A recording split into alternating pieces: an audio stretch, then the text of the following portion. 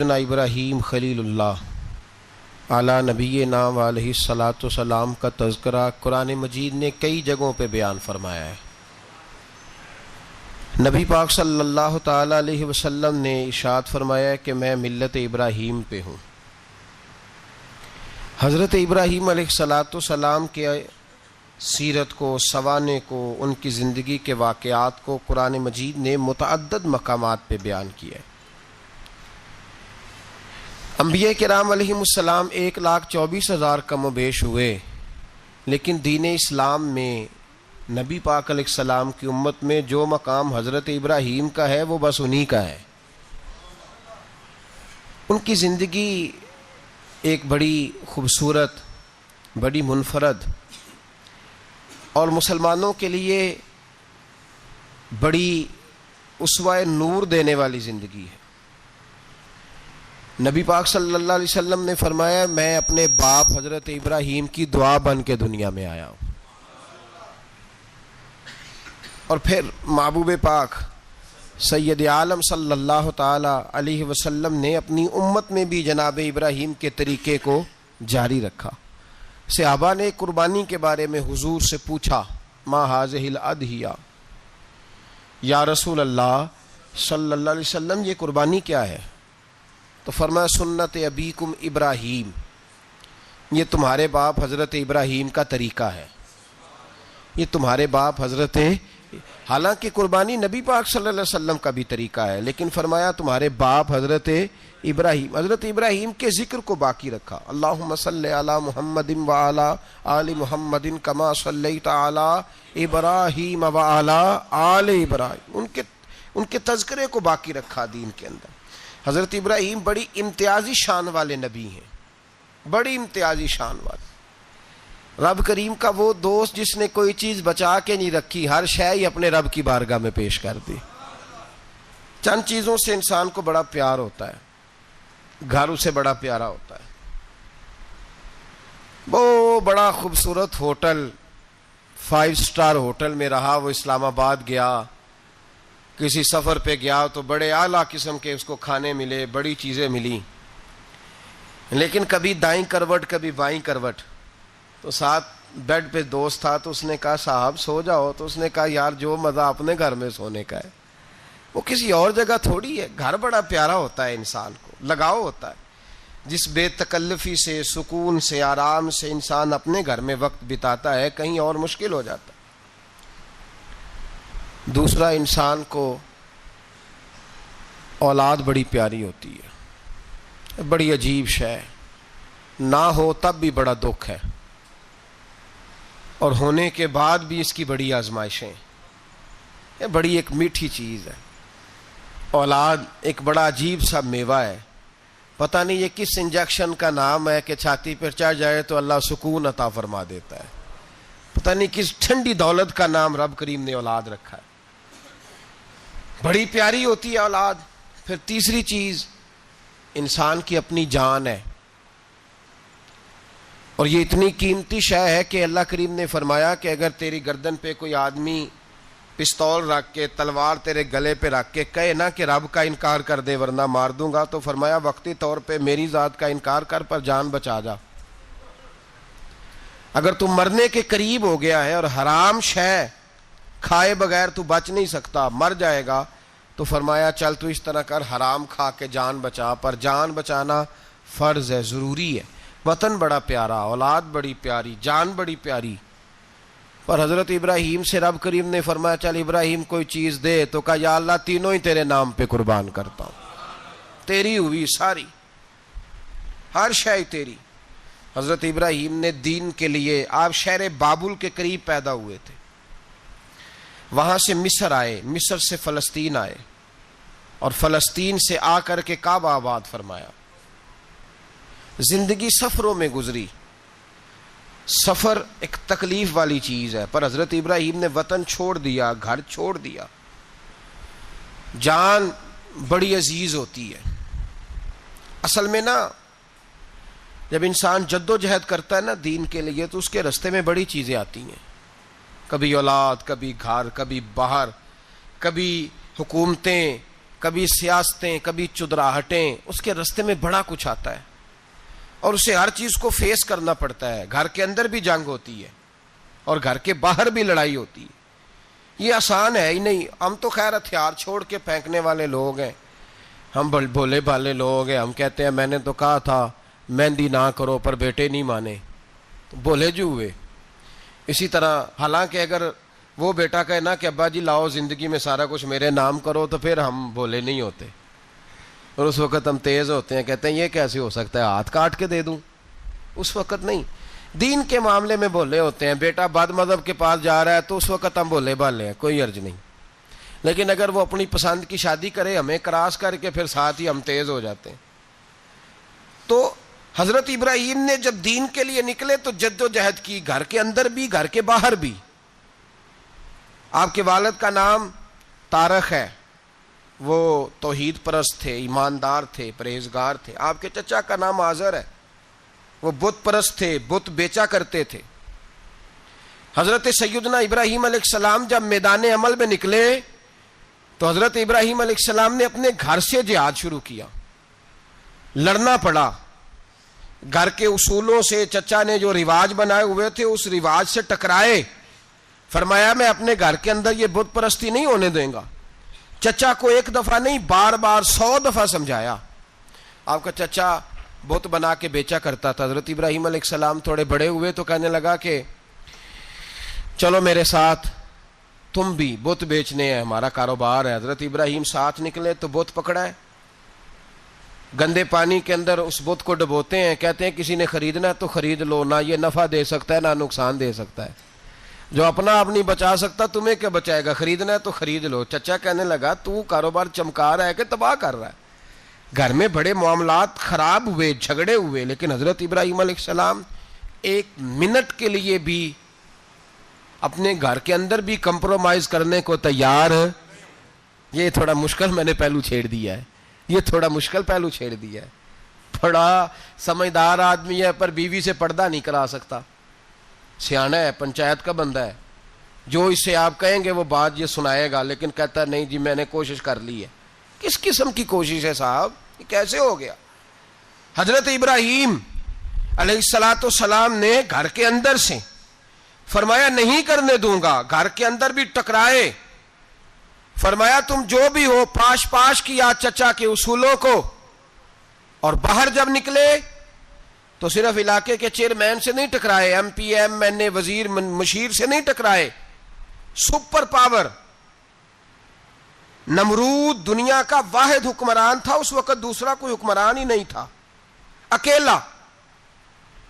اکیلے حکمران سے جا کر ٹکرائے. کوئی ساتھ فوج نہیں تھی، کوئی ساتھ ان کے طاقت بظاہر دنیا داری کی کوئی نہیں تھی، پر حضرت ابراہیم جا کے ٹکرائے. اور میرے رسول پاک صلی اللہ علیہ وسلم نے سند بیان کی. فرمایا افضل الجہاد کلمۃ الحق عند سلطان الجابر. فرمایا سب سے افضل جہاد یہ ہے کہ تو ظالم بادشاہ کے سامنے کھڑے ہو کے حق بات بیان کر دے. یہ سب سے بڑا جہاد ہے، یہ سب سے افضل الجہاد کلمۃ الحق عند سلطان الجابر، سب سے بڑا جہاد. حضرت ابراہیم کھڑے ہو گئے، سپر پاور سے ٹکرائے. یہاں ہم لوگ حکمتوں کا شکار ہیں، دیکھیں گے، کریں گے، سوچیں گے. اور مولوی صاحب کو ویسے کہتے ہیں آپ پرہیز کریں سیاسی باتوں سے. بھئی اللہ کے ہر نبی نے جا کے وقت کے ظالم حکمران کو لتاڑا ہے، للکارا ہے. یہ تو مشن انبیاء ہے. حضرت سیدنا ابراہیم علیہ السلام نے جو اس کو جا کے کہا کہ تو جھوٹ بولتا ہے، تو جھوٹا ہے، تو خدائی کا دعویٰ کرتا ہے، تو بہت بڑا ظالم ہے. اور قرآن مجید نے اس ساری بات کو بیان فرمایا. حضرت ابراہیم علیہ السلام سے کہنے لگا میں رب ہوں. تو آپ نے فرمایا میرا رب تو وہ ہے جو زندہ کرتا اور مارتا ہے. تو پھر آپ حق بات بیان کریں گے تو اللہ مارے گا کہ بندہ مارے گا؟ کچھ بھی نہیں ہوتا، کیونکہ زندگی موت کس کے ہاتھ میں ہے؟ اللہ کے ہاتھ میں. زندگی موت اللہ، کچھ بھی نہیں ہوتا. انسان صحیح سمت کا تعین کرے اور صحیح چلے.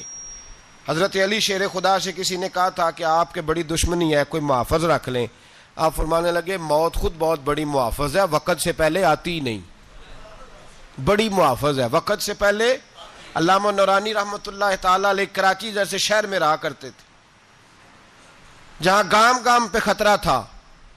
لوگوں نے کہا حضرت اتنے بڑے لیڈر ہو, آپ کی جماعت کی 62 سیٹیں ہوئی قومی اسمبلی میں, ایک ایسا وقت بھی آیا تو کوئی ایک آدمی بندوق والا, آپ فرمانے لگے مجھے ضرورت ہی نہیں, اس لیے کہ جس خدا رسول کے لیے میں نکلا ہوں وہ خود ہی حفاظت کرنے والے ہیں, ضرورت نہیں ان چیزوں. تو بھائی حضرت ابراہیم ٹکرائے, اور آپ کا انداز کیا ہے؟ جا کے کہا کہ تو نہیں, خدا وہ ہے جو زندہ کرتا. اور اس نے ایک بیوقوفوں جیسی دلیل دی. ایک آدمی کو کل پھانسی دینی تھی تو اس کو بلایا, کہنے لگا تجھے کب پھانسی ہے؟ اس نے کہا کل. کہنے لگا جا تجھے آزاد کیا, زندگی دی, اس کو چھٹی دے دی. ایک عام آدمی بیچارہ بیٹھا تھا, اس کو پکڑ کے نا کہنے لگا اس کی گردن اڑا دو. کہنے لگا دیکھ لو میں بھی زندہ کرتا اور مارتا ہوں, وہ جو کل مرنے والا تھا میں نے زندہ کر دیا ہے, اور جس کو پتہ ہی نہیں تھا کہ میں نے مرنا ہے اسے پکڑ کے میں نے مار دیا ہے. یہ بیوقوفوں جیسی دلیل ہے. حضرت سیدنا ابراہیم علیہ الصلوۃ والسلام چاہتے تو اسی وقت دلیل توڑ دیتے کہ تو کیا بیوقوفوں جیسی بات کر رہا ہے, اگر تو زندگی دیتا ہے تو مرے ہوئے میں جان ڈال کے دے جس کو تو نے مارا ہے. لیکن حضرت ابراہیم نے دیکھا کہ بیوقوف ہے, بیوقوفوں سے بحث نہیں ہوتی, دلیل بدل لی جاتی ہے, ان کی عقل کے مطابق بات کی جاتی ہے. حضرت ابراہیم فرمانے لگے میرا رب وہ ہے جو سورج مشرق سے نکالتا ہے اور مغرب میں غروب کرتا ہے, تو اگر رب ہے تو تو مغرب سے نکال کے مشرق میں غروب کر. فبہت الذی کفر, کافر لاجواب ہو گیا, اس کے پاس اس چیز کا کوئی جواب نہیں تھا. علامہ اسماعیل حقی نے خوبصورت فقرہ لکھا ہے, خوبصورت, جان ڈال دی ایک جملہ کہہ کے. حضرت سیدنا علامہ اسماعیل حقی رحمۃ اللہ علیہ فرمانے لگے چونکہ نمرود بیوقوفوں جیسی باتیں کر رہا تھا, اگر وہ یہ کہہ دیتا نا کہ میں سورج کو نکالتا ہوں مشرق سے, میں غروب کرتا ہوں معاذ اللہ مغرب میں نکالتا ہوں, تو آپ اپنے رب سے کہیے کہ وہ مغرب سے نکال کے مشرق میں غروب کرے.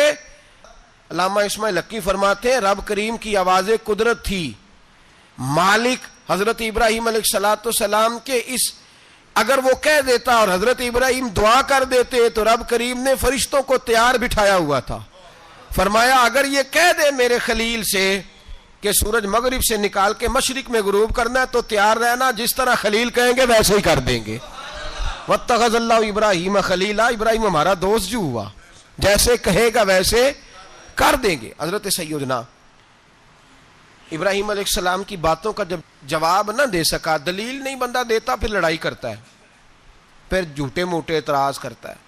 دلیل ختم ہوتی ہے تو لوگ ذاتیات پہ اترتے ہیں, کہتے ہیں یہ کھانستا صحیح نہیں, دیکھتا صحیح نہیں. دلیل ختم, اب ذاتیات پہ اترے, کہنے لگے مجھے پتہ چلا ہے کہ یہ فلانی جگہ گیا تھا تو وہاں جا کے اس نے اس طرح کیا ہے. پھر لوگ ذاتیات پہ اترتے ہیں, جب دلیل کا جواب دلیل سے نہیں دے پاتے پھر ذاتیات پر اتر کر حملے کرتے ہیں. حضرت ابراہیم کے دلائل کا جواب نمرود نہ دے سکا تو کہنے لگا کہ اس کو آگ میں ڈال دو. قوم گئی ہوئی تھی ساری, آپ نے بات سنی ہوئی ہے, میں نے صرف اشارہ دینا ہے, میلے پہ. تو حضرت سیدنا ابراہیم علیہ السلام نے سارے بت توڑ دیے, کلاڑا بڑے بت کی گردن پہ رکھا. واپس آئے, کہنے لگے بت کس نے توڑے ہیں؟ تو فرمایا اس سے پوچھ لو جس کی گردن پہ کلاڑا ہے. کہنے لگے یہ تو بول ہی نہیں سکتا. تو فرمانے لگے بڑے بیوقوف ہو, جو بولتا ہی نہیں, سنتا ہی نہیں, اپنا آپ نہیں بچا سکتا, اس کی پوجا کرتے ہو. کہنے لگے پکڑو, دلیلیں ختم ہو گئی, اس کو آگ میں ڈالو. بہت بڑی حویلی 45 فٹ مربع پہ مشتمل ایک حویلی بنائی گئی اور 45 فٹ اونچی. مختلف روایات, علامہ اسماعیل حقی کہتے ہیں کہ 3 مہینے تک نمرود نے کہا کہ اس کے اندر لکڑیاں ڈالو. لوگ پوچھنے لگے کتنی دنیا جلانی ہے؟ کہنے لگا بندہ تو ایک جلانا ہے, پر بندہ بڑا تگڑا ہے, ایک بندہ. 3 مہینے لکڑیاں ڈالی گئیں. اور لوگوں کی جو تہمات ہوتی ہیں نا وہ بڑی عجیب ہوتی ہیں. تہمات میں نے بڑی تفصیل سے رمضان المبارک میں گفتگو کی تھی. بدشگونی, تہمات لوگ لیتے ہیں. اس وقت بھی لوگ تہمات کا شکار ہو گئے, عقیدہ بگڑ جاتا ہے تو وہ عجیب و غریب باتیں کرنے لگتا ہے. تہمات کا شکار ہو گئے. بیبیاں نظر مانتی, میں بیمار ہوں, اگر صحیح ہو گئی تو اتنے من لکڑی دوں گی حضرت ابراہیم کی آگ جلانے کے لیے.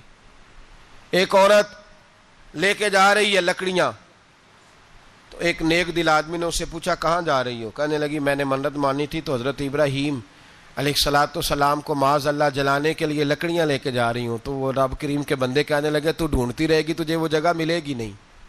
وہ بی بی کئی مہینے گھومتی رہی، جگہ ہی نہیں ملی جہاں لکڑیاں ڈالنی تھی، ماری گئی۔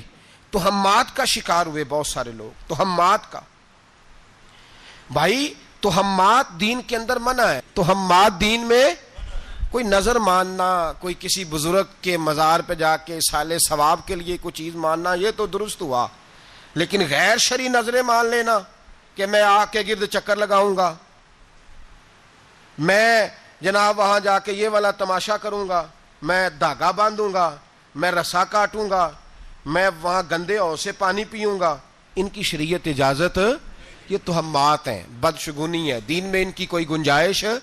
آپ نظر ماننے سے پہلے بھی کسی عالم سے رابطہ کریں کہ میں منت مانگنے لگا ہوں تو کیسے ماننی چاہیے، اس کا طریقہ پوچھیں۔ ایسے ہی غلط چیز کی منت تھوڑی مان لی جائے گی۔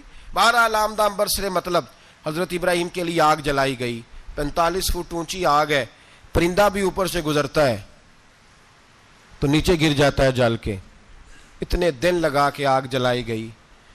اب حضرت ابراہیم کو جلایا جانے لگا ہے۔ یہاں تو موجیں ہے نا، جو کسی ادارے کا سربراہ ہے اس کے لیے موج ہے، کسی جگہ آفیسر بن گیا تو موج ہے، پیر صاحب کے لیے موج ہے، علامہ صاحب کے لیے موج ہے، خطیب صاحب کے لیے موج ہے۔ جلنا کس کو پڑتا ہے؟ وہ علی کوئی نہیں رہا اللہ ماشاء اللہ، وہ لوگ گزر گئے جو تکلیفیں سہ کے کام کرتے تھے، گزر گیا زمانہ۔ حضرت سیدنا ابراہیم علیہ السلام کو جلایا جانے لگا ہے، تو اب اتنی بڑی آگ ہے تو ڈالیں کیسے؟ شیطان نے تجویز دی کہ منجنیق بناؤ، منجنیق، بڑے بڑے بانس باندھ کے ان کے نیچے رسا باندھو، وہ جس طرح جھولنے کے لیے جھولا بنایا جاتا ہے اس طرح ایک منجنیق پرانے زمانے میں، اس میں پتھر رکھ کے پھینکے جاتے تھے دشمنوں پہ، وہ منجنیق بنائی گئی کہ دور سے حضرت ابراہیم کو پھینکیں گے۔ ہاتھ حضرت ابراہیم کے باندھ دیے، پاؤں مبارک باندھ دیے، پوری زمین پہ ایک نام لینے والا خدا کا، اور اس کو آج رسیوں میں جکڑا ہوا ہے۔ جب پھینکا جانے لگا نا آگ میں، حوریں رونے لگیں، فرشتے تڑپنے لگے، اے اللہ یہ کیا ہونے لگا ہے، ایک تیرا خلیل اور وہ بھی آگ میں۔ فرمایا جاؤ جا کے اس سے کہو اگر تمہاری مدد لیتا ہے تو اسے بچاؤ۔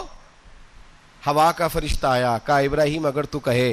او بھائی ان چیزوں کو کہانی سمجھ کے نہ سنا کریں، یہ داستان نہیں، یہ وہ طریقے ہیں جو ہمارے رسول نے ہمیں اپنانے کا حکم ارشاد فرمایا ہے، جو عقیدے، یہ وہ نظریات ہے جو ہمیں اوڑھنے کو کہا گیا، اپنے رب کریم کی رضا پہ راضی رہنے کے یہ وہ خوبصورت مواقع ہیں صوفیاء نے جن کو بنا کر سمجھا کر ہم تک پہنچایا ہے۔ یہ ہے اہل طریقت کی باتیں، وہ کہتے ہیں یار جس حال میں رکھے راضی رہنا ہے۔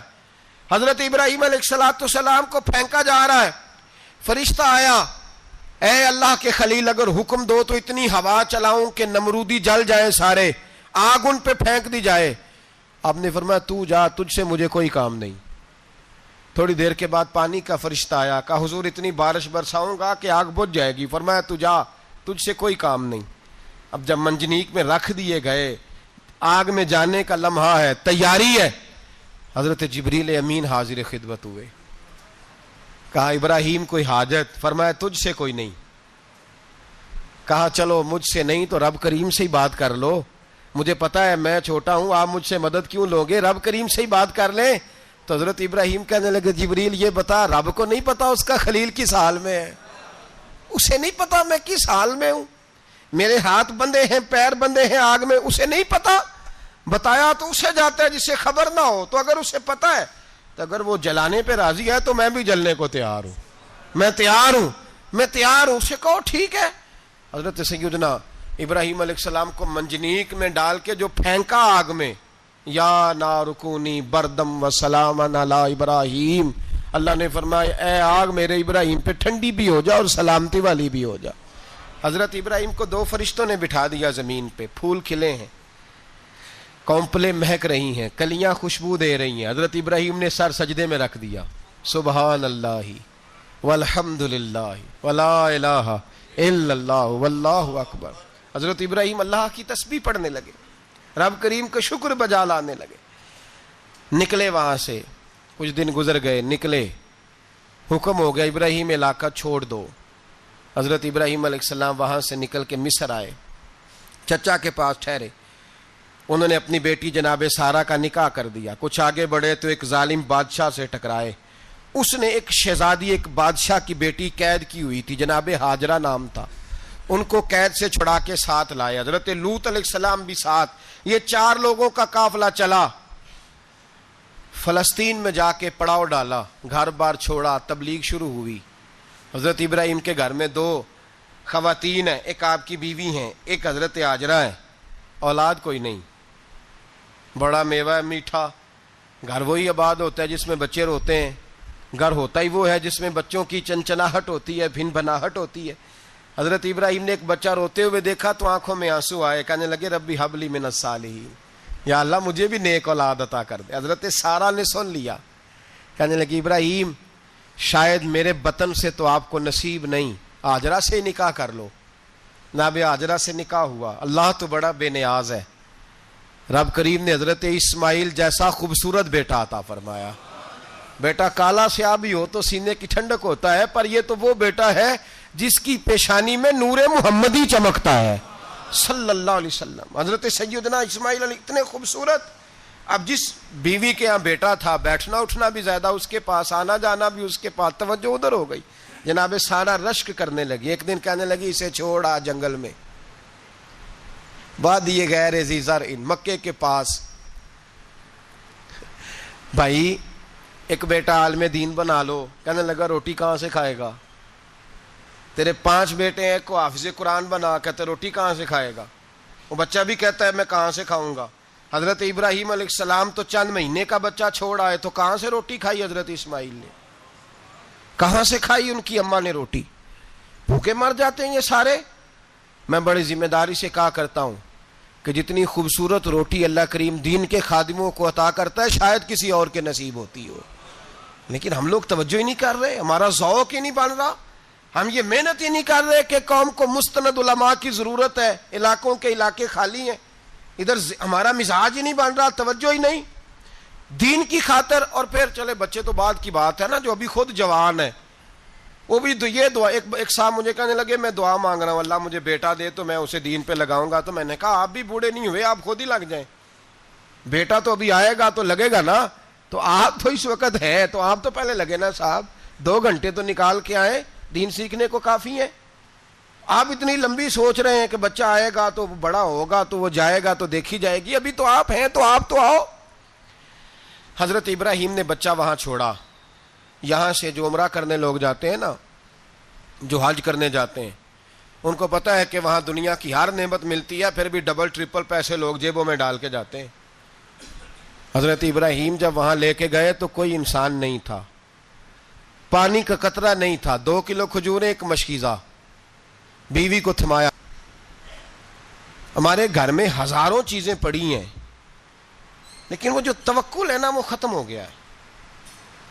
اللہ دے گا, حلال حلال پہ قناعت کرے, جائز جائز پہ بھروسہ کرے, رب کریم عطا کرنے والا ہے. وہ مزاج ختم ہو گیا.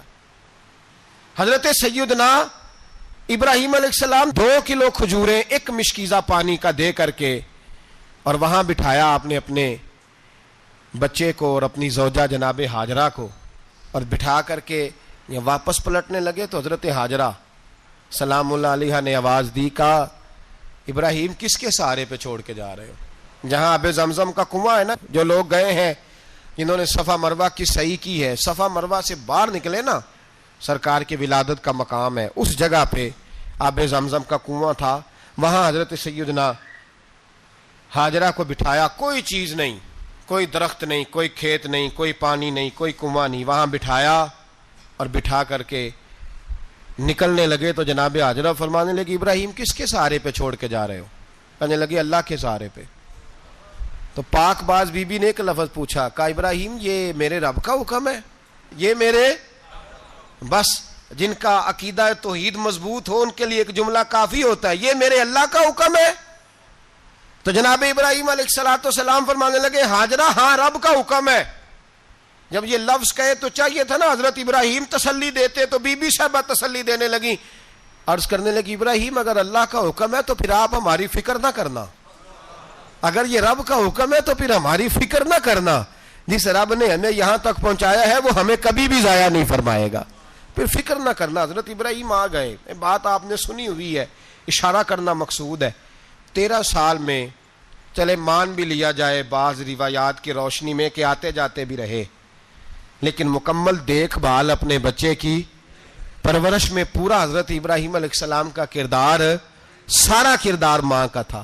میں جب خواتین کے بارے میں کوئی بات کرتا ہوں تو میں آپ کو اکثر کہتا ہوں کہ یہ صرف بیوی کے لیے حکم نہیں ہوتا, یہ ٹریننگ بیٹی کو دینی ہے اور بہن کو دینی ہے. یہ تربیت کریں اپنے گھر میں. میں تجربے کی روشنی میں یہ بات عرض کیا کرتا ہوں کہ بھائی بچے باپ کے فرما بردار اس وقت ہوتے ہیں جب اماں انہیں باپ کا فرما بردار کرتی ہے, اور بچے باپ کے نافرمان بھی تب ہوتے ہیں جب اماں انہیں باپ کا. میں نے اپنے کانوں سے سنا ایک دفعہ, ایک بچہ اپنے باپ سے کہہ رہا ہے آپ نے تو ساری زندگی باہر گزار دی, پیسے کمانا کون سا مشکل کام ہے, دکھ سکھ تو سارے اماں نے برداشت کیے, سکولوں میں وہ جاتی تھی, فلانا کام وہ کرتی تھی, فلانا کام. اب یہ سوچ اس کی ذاتی تو نہیں, یہ اس کو دی گئی ہے. اور اگر اس کو یہ سوچ دے دی جائے کہ اماں کہے کہ میں تو اپنوں میں رہی ساری زندگی, میں نے تو اپنوں میں وقت گزارا, اور تیرا باپ تو کئی دفعہ جنازے بھی نہیں پڑھ سکا, اس نے تو ماں باپ ایسے دفن کر دیے, وہ اگر یہ سوچ فراہم کرے تو پھر بچہ باپ کا فرما بردار ہوتا ہے. اور یہ والی روایتیں ہم بیوی کو سناتے ہیں, حالانکہ کس کو سنانی چاہیے؟ بولیے.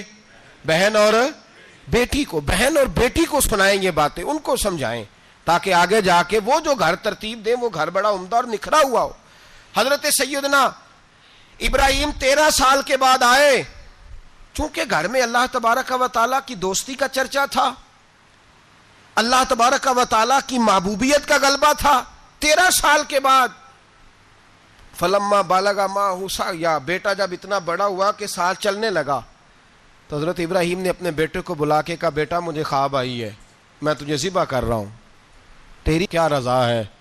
تو حضرت اسماعیل کہنے لگے یا ابت افعل ما تؤمر, ابا جی اللہ جیسے حکم دیتا ہے میرے ساتھ ویسے ہی کریں, جیسے اللہ حکم دیتا ہے ویسے ہی, بولیے, ویسے ہی کریں. حضرت حاجرہ کو کہا کہ ایک دوست نے دعوت کی ہے تو وہاں جا رہے ہیں, بی بی مطمئن ہے, تفصیلات کی ضرورت نہیں, ختم بات, اعتبار ہے, مطمئن ہو گئی. شیطان پیچھے سے آیا اماں کے پاس, ذرا تھوڑی دیر کے لیے تصور جمائیے, یہاں تو پڑوسن آ کے کوئی بات بتا دیتی ہے خاوند کے بارے میں تو کئی مہینے جھگڑا جاری رہتا ہے, پڑوسن محلے دار. شیطان نے آ کے بتایا لفظ کیا ہے, کہا حضرت تمہیں پتا ہے کہاں جا رہے ہیں؟ کہا دوست کی دعوت میں. تو کہنے لگے دوست کون ہے؟ رب کریم, اور ابراہیم کا خیال ہے کہ اس رب نے مجھے حکم دیا ہے کہ میں ذبح کروں. تو حضرت حاجرہ کہنے لگی کبھی باپ بھی بیٹے ذبح کرتے ہیں؟ شیطان کہنے لگا ان کا خیال ہے کہ ان کے رب نے حکم دیا ہے. تو جناب حاجرہ فرمانے لگی اگر رب نے حکم دیا تو پھر تو مجھے شیطان لگتا ہے, تو مجھے شیطان لگتا ہے. کہا کیا مطلب؟ فرمانے لگی اگر رب کریم کا حکم ہے تو میرے پاس ایک اسماعیل ہے, اگر 1000 بھی ہوتے میں سارے اللہ کے راستے میں پیش کر دے دیتی. مالک کا ہی تو ہے سارا کچھ, اسی کا ہے, اس میں لیت اللہ کی کیا گنجائش. حضرت سیدنا ابراہیم علیہ السلام نے بیٹے کے حلق پہ چھری رکھ بھی دی اور چھری چلا بھی دی, رکھ بھی دی, اور وہ تو اللہ کریم نے فرمایا یا ابراہیم قد صدقت الرؤیا, ابراہیم تو نے خواب سچا کر دکھایا, وہ قیامت تک تیرا نام رہے گا.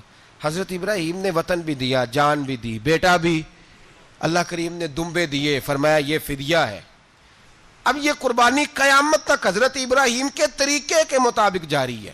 حضرت ابراہیم بہت بڑے مہمان نواز تھے, بہت بڑے. آپ جب مصر میں قیام تھا تو بڑے بڑے لمبے چوڑے لنگر پکتے تھے, لوگ آیا جایا کرتے تھے, بڑا تفصیل کے ساتھ کھانا ہوتا تھا. مہمان نوازی آپ کی خاص صفت مبارکہ ہے. ہمارے ہاں بھی مہمان نوازی ہوتی ہے امیروں کی, بلکہ اب تو مہمان نوازی اس طرح کی ہے کہ کل تیری میرے پاس دعوت ہے اور پرسوں میری تیرے پاس ہے. وہی امیروں میں وہ چکر رہتا ہے, پارٹیاں دوست ایک دوسرے کو ڈالتے ہیں, تیری طرف پارٹی تیری طرف. اور اسی انداز میں اب یہ عید آئے گی نا, ٹکا پارٹیاں ہوں گی جگہ جگہ, اور لوگ سوال پوچھنے لگے ابھی سے, کہتے ہیں قربانی کا کتنا گوشت گھر رکھنا جائز ہے, قربانی کا کتنا گوشت گھر رکھنا جائز ہے؟ سارا ہی جی. اس لیے فریزر لے لے, فریج سے نہیں کام چلے گا. سارا ہی جہاز گھر رکھنا سارا ہی جائز ہے، رکھ لیں۔ او خدا کے بندے، قربانی وہ بندہ دیتا ہے جو سارا سال ہی گوشت کھاتا ہے، صحیح کہہ رہا ہوں؟ قربانی صاحب نصاب صاحب استطاعت بندہ دیتا ہے نا، تو وہ سارا سال ہی گوشت، تو سارا گھر میں رکھنا بھی جائز ہے، لیکن سارا دے دینا بھی۔ تو جو آ رہی ہے اس پہ کیوں توجہ کرتے ہو؟ جو دوسرا جائز ہے اس پہ کیوں نہیں عمل کرتے؟ سارا تقسیم کر دیں، بات ختم ہوئی۔ یقین کریں، محرم میں جا کے دوست ٹیلی فون کر کے سوال پوچھتے ہیں، کہتے ہیں صاحب سنا ہے قربانی کا گوشت محرم میں کھانا جائز نہیں۔ میں کہ نہیں، ربیع الاول چ بھی جائز جے، رجب رمضان تک کھاؤ، کوئی بندہ نہیں منع کرتا، اس لیے کہ کسی کو دینا تو پسند ہی نہیں۔ یا پھر اس میں سے جو خاص خاص چیزیں ہیں وہ اپنی فریج میں، اور باقی جو ہے وہ دوسروں کے لیے۔ یہ کیا طریقہ ہے ہمارا؟ اور اسی پہ عمل ہے۔ اللہ تبارک و تعالی ہمیں سمجھنے کی توفیق عطا فرمائے۔ حضرت ابراہیم بہت بڑے مہمان نواز تھے، صرف قربانی نہیں دیتے تھے، سارا سال بہت سارا لنگر، بہت سارا کھانا پینا، بہت ساری چیزیں جاری رہتی تھی۔ اور جتنے غریب لوگ تھے فلسطین کے، ان کو پتا تھا کہ حضرت ابراہیم علیہ السلام کا لنگر جاری ہے۔ فلسطین میں جب آپ کا قیام تھا، ایک دفعہ ڈھیروں مہمان آ گئے اور کھانے کو کوئی چیز نہیں۔ حضرت سارہ اور جناب ہاجرہ دونوں اس وقت موجود تھیں۔ وہ کہنے لگی ابراہیم بہت سارے مہمان آ گئے تو کیا کریں؟ جناب سارہ کہنے لگی کس طرح کر کے ان کی مہمان نوازی کرنی؟ اور حالات یہ ہیں کہ قحط پڑا ہوا ہے فلسطین میں، مصر میں، دور دراز علاقوں میں۔ تو حضرت ابراہیم کہنے لگے یہ اللہ کے مہمان ہیں اور ہمیں رب کریم کا بندہ سمجھ کے آ گئے ہیں، اللہ ہی بندوبست کرے گا۔ فرمانے لگے میرا مصر میں ایک دوست ہے، وہ قحط کے دنوں میں غلہ جمع کر لیتا ہے، میں اس کی طرف پیغام بھیجتا ہوں، مجھے امید ہے وہاں سے غلہ ملے گا۔ 2 3 5 اونٹ والے غلام بلائے اور ان کو کہا کہ جاؤ غلہ لے آؤ مصر کے دوست سے۔ وہ لوگ کہتے ہیں ہم غلہ لینے گئے، وہاں جب پہنچے تو حضرت ابراہیم خلیل اللہ علیہ السلام کا پیغام دیا تو آپ کا وہ دوست کہنے لگا غلہ تو بے شمار تھا، مجھے خبر نہیں تھی کہ حضرت ابراہیم کا پیغام آئے گا، تو میں تو سارا تقسیم کر چکا ہوں، لوگ لے گئے، اب تو کوئی شے نہیں۔ اب وہ خالی آ گئے 5 کے 5 اونٹ۔ جب خالی آئے تو حضرت ابراہیم کی حویلی کی دیواریں چھوٹی چھوٹی تھیں، ان غلاموں میں سے، خادموں میں سے، آپ کے ان چاہنے والوں میں سے ایک کہنے لگا یار وہ غریب تو انتظار کر رہے ہوں گے کہ غلہ لینے گئے ہیں، ہمیں روٹی ملے گی۔ چھوٹی چھوٹی دیواریں ہیں، وہ جب دیکھیں گے نا خالی آ گئے تو انہیں تکلیف ہوگی، اس طرح کرو بوریوں میں ریت بھر لیتے ہیں، ریت بھر کے لے جاتے ہیں، بعد میں اندر رکھ کے انہیں سمجھا بہلا لیں گے یا حضرت ابراہیم کو بتائیں گے، وہ خود ہی ان لوگوں کی دل جوئی فرمائیں گے۔ اب غلہ کی جگہ ریت بھر کے اونٹوں پہ رکھ کے لائی گئی، لا کے بوریاں جب رکھ دی گئیں، حضرت ابراہیم علیہ السلام دوپہر کے وقت آرام فرما رہے تھے، بی بی سارہ اٹھی، کہتی ہیں جب میں نے دیکھا نا کہ بوریاں پہنچ گئی ہیں تو گئی، غلام کو ساتھ لیا اور اس کو جب کھولا نا تو کہتی اتنی حسین گندم میں نے پہلے کبھی دیکھی نہیں تھی، اتنا پیارا دانہ میں نے کبھی ملاحظہ ہی نہیں کیا تھا۔ فرماتی ہیں جب اس کو پیس کر چکی میں روٹیاں پکائیں تو خوشبو دور دور تک پھیل گئی، اعلیٰ غذا بنی، بڑے بڑے کھانے بیبیوں نے مل کے پکائے، چن دیے گئے۔ حضرت ابراہیم اٹھے تو لوگ کھانا کھا رہے، سجدہ شکر ادا کیا، اور جب سجدے میں گئے تو وحی آنے لگی، پھر رونے لگے۔ جب پلٹ کر باہر تشریف لائے تو جناب سارہ کہنے لگی ابراہیم تمہارا مصری یار بڑا اچھا ہے، اس نے اتنی اعلیٰ گندم بھیجی ہے کہ اتنی تو میں نے پیاری گندم کبھی دیکھی نہیں۔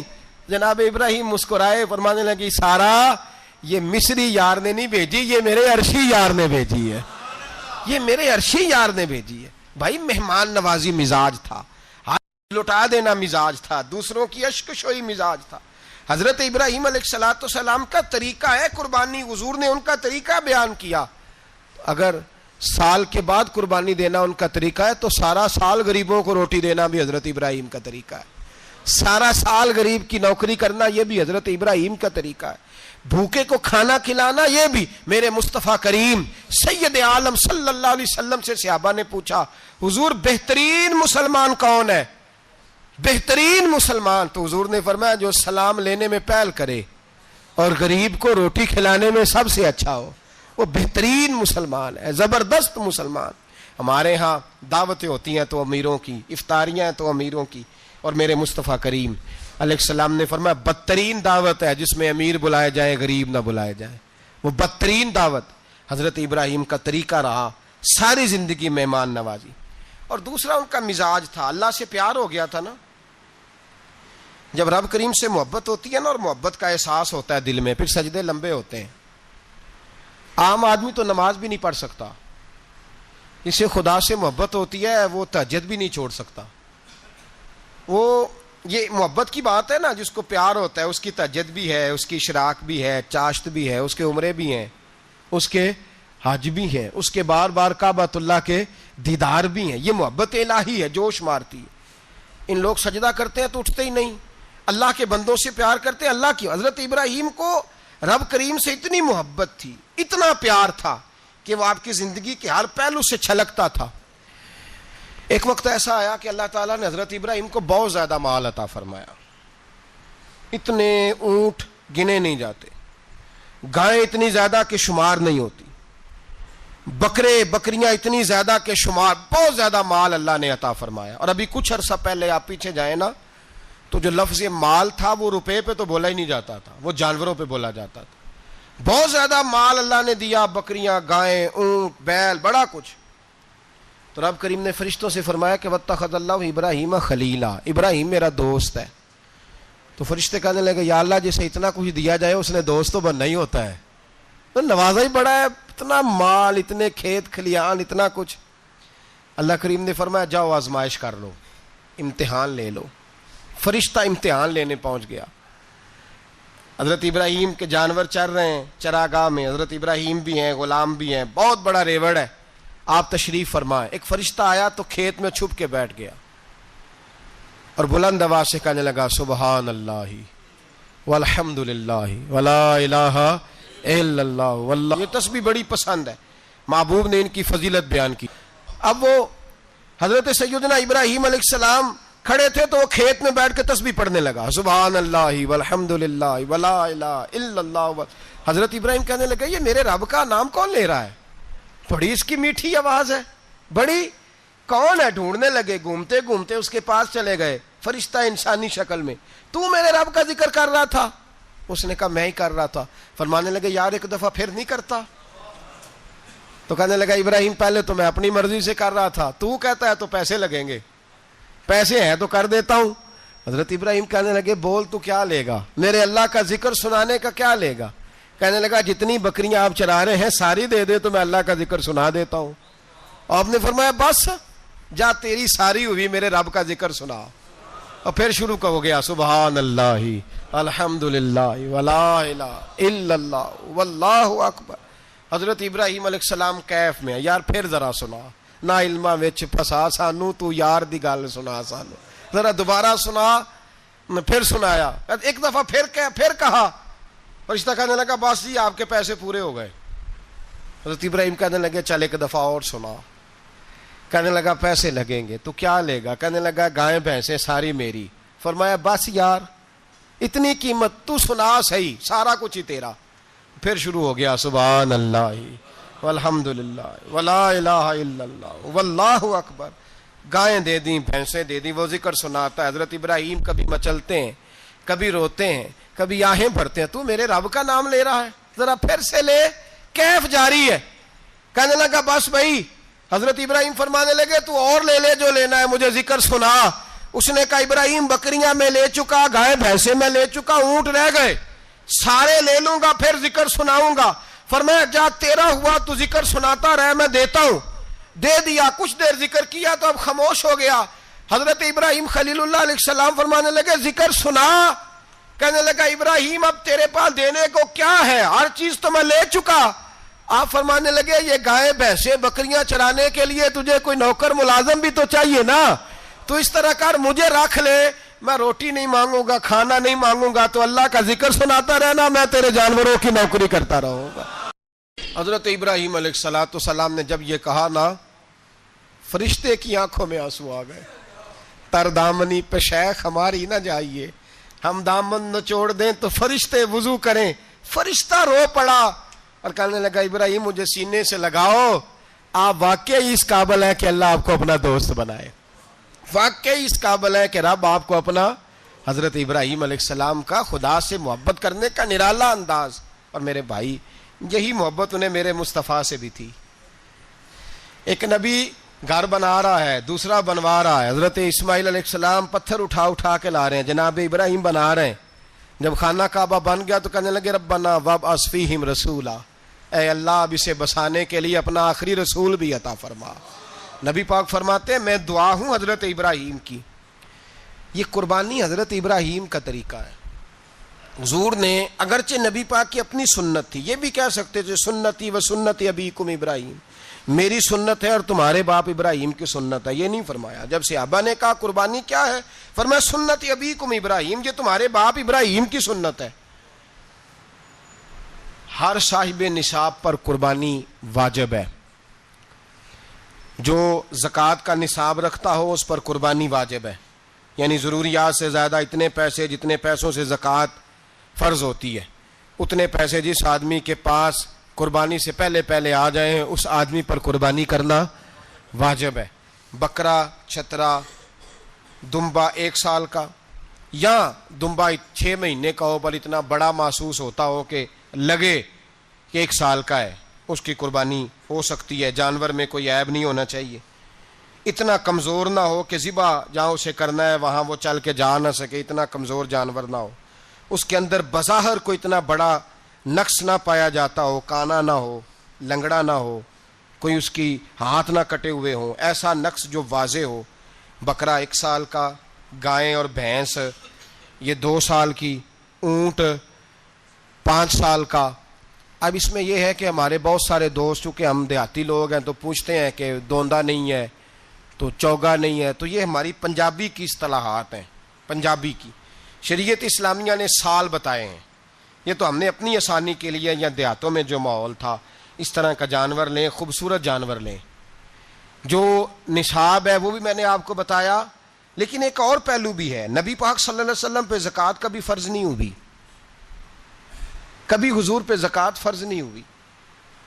نبی پاک صلی اللہ علیہ وسلم کے پاس اتنا سرمایہ کبھی اکٹھا ہوا ہی نہیں کہ زکوٰۃ فرض ہو. لیکن نبی پاک کے صحابہ فرماتے ہیں کہ مدینے کے 10 سالوں میں اللہ کے رسول نے ہر سال قربانی فرمائی ہے, ہر سال قربانی دی. اور جس سال حضور حج کرنے گئے اس سال اللہ کے نبی نے 63 اونٹ ذبح فرمائے. اور حضور صلی اللہ علیہ وسلم جب اونٹ ذبح کرنے لگتے نا تو صحابہ کہتے ہیں اونٹ خود دوڑ کے حضور کے سامنے آ کے لیٹ جاتا, اور نبی پاک اسے ذبح کرتے اور فرماتے ہیں ایک دوسرے کو دھکے دیتے اونٹ کے, پہلے میں نے جانا ہے ذبح ہونے کے لیے, پہلے میں نے. انہیں پتا تھا کہ جو مصطفیٰ کے ہاتھوں ذبح ہوگا وہ تو دائمی زندگی پا جائے گا, یہاں بھی وہاں بھی زندہ. 63 اونٹ ذبح کیے. ایک اونٹ میں کتنی قربانیاں ہوتی ہیں؟ 7. اب 63 کو 7 سے ضرب دو گے تو کتنی بنے گی؟ اور پھر نبی پاک صلی اللہ علیہ وسلم نے 10 سال مدینہ منورہ میں قربانی دی, ہر سال. اب وہ 63 اونٹ, ایک اونٹ میں 7 قربانیاں, ہر سال یہاں قربانی. اور مولا علی شیر خدا فرماتے ہیں نبی پاک 2 قربانیاں دیتے. میں نے کہا حضور 2 جانور ذبح کر رہے ہیں آپ, تو حضور نے فرمایا ایک میری طرف سے, ایک میری امت کی طرف سے, غریبوں کی طرف سے. اور حضرت علی کو حضور نے وصیت فرمائی تو 2 دیا کرے گا. یا رسول اللہ صلی اللہ علیہ وسلم میں غلام ہوں, خادم ہوں. حضور نے فرمایا علی ایک تو نے اپنی دینی ہے, ایک میری طرف سے دینی ہے. 2 قربانیاں. مولا علی نے بھی ساری زندگی 2 قربانیاں دی. حضرت علی بھی مال کے نصاب نہیں تھے,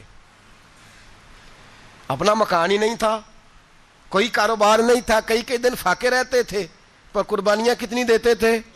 2. ہمارے پاس ویسے اگر سسرال میں, میکے میں, کزنوں میں کچھ شادی ہو جائے تو 50-60 ہزار کا خرچہ برابر ہے, وہ پکا ہے. اور قربانی کی باری غریب ہو گئے, سارے غریب ہو گئے, کہتے نہیں یہاں مشکل ہے. او خدا کے بندے, اللہ کے ساتھ تجارت کر, اس کے رستے میں 1 دے گا, رب تجھے 70 گنا اضافہ کے ساتھ عطا فرمائے گا. قربانی مال کے نصاب پہ ہے. کوشش کیا کریں کہ اللہ کے رستے میں جب دینا ہو پھر لیت اللہ سے بچیں, خوبصورت جانور لائیں. جن کو اللہ نے توفیق دی ہے ان کے لیے نصیحت ہے, جن کو اللہ نے توفیق دی. میں نے اپنے حضرت صاحب کو دیکھا ہے, وہ کہتے تھے کئی جانور اللہ نے بڑا نوازا ہے. کہتے ایک میرا ہے, ایک میرے ماں کا, ایک میرے باپ کا ہے, ایک میرے فلاں استاد صاحب کا, ایک میرے پیر صاحب کا ہے. یہ جانور غوث اعظم جیلانی کا نام کا دے رہا ہوں. اور پھر ایک بڑا خوبصورت جانور بندہ ہوتا اور حضرت خود ان کو چارہ ڈال رہے ہوتے. تو حضور یہ کیا ہے؟ فرمانے لگے یہ میں رسول اللہ کے نام پہ قربان کروں گا, یہ نبی پاک کے نام پر قربان کیا جائے گا. جن کو اللہ نے حیثیت دی ہے، وہ کوشش کریں اپنے محبوب کی طرف سے بھی قربانی کریں، نبی پاک کے نام کی قربانی دے، خوبصورت سا جانور پیارا، پھر اس کی خدمت ہو، پھر اس کی قربانی دی جائے، اور نبی پاک کے نام پر قربانی دی جائے۔ حضور نے خود وصیت فرمائی حضرت ابو بکر صدیق کو، قربانی بڑا حسین عمل ہے، اور میرے نبی پاک صلی اللہ علیہ وسلم نے ناراضگی بھی فرمائی، ذرا خوگر حمد سے تھوڑا سا گلا بھی سن لے۔ میرے حبیب نے فرمایا جو طاقت کے باوجود قربانی نہ کرے وہ ہماری عیدگاہ میں عید کی نماز پڑھنے نہ آئے، وہ نہ آئے۔ اور یا رسول اللہ جو کرے گا، فرمایا قربانی کے جانور کا خون کا قطرہ بعد میں زمین پہ گرے گا، اللہ اس کے سارے گناہ پہلے معاف فرما دے گا، اللہ اس کے سارے گناہوں کو بخشے گا۔ قربانی کریں، خوبصورت انداز میں کریں، اللہ کی رضا کے لیے۔ بزرگوں نے لکھا ہے 3 حصے کرو گوشت کے، ایک گھر میں رکھو، ایک رشتہ داروں میں بانٹو، پڑوسیوں میں بانٹو، اور تیسرا فقط غریبوں کو دو۔ لیکن میں اکثر یہ سوچتا ہوں کہ ہمارے ہاں قربانی کرتا ہی وہ ہے جن کے گھر میں ہر جمعرات کو چھوٹا گوشت پکتا ہے، اور جن کے گھر میں ہفتے میں 3 دفعہ مرغی کا گوشت پکتا ہے، وہی تو قربانی دینے کے قابل ہوتے ہیں۔ تو وہ بھی اگر قربانی کے بکرے میں سے بھی تیسرا رکھنا چاہیں تو اجازت تو ہے، میں نے کہا سارا رکھنے کی بھی اجازت ہے، لیکن اگر آپ مہربانی کریں، کوشش کریں کہ یار ہم تو سارا سال ہی کھاتے ہیں، اور ہمارے یہاں جو گوشت تقسیم ہوتا ہے نا وہ بھی باری لگی ہوئی ہے، ادھر سے پلیٹ آئی تھی گوشت کی تو ادھر سے بھر کے چلی گئی، بھئی اس نے کی ہے، اس کو بار بار گوشت دینے کا کیا مطلب ہے؟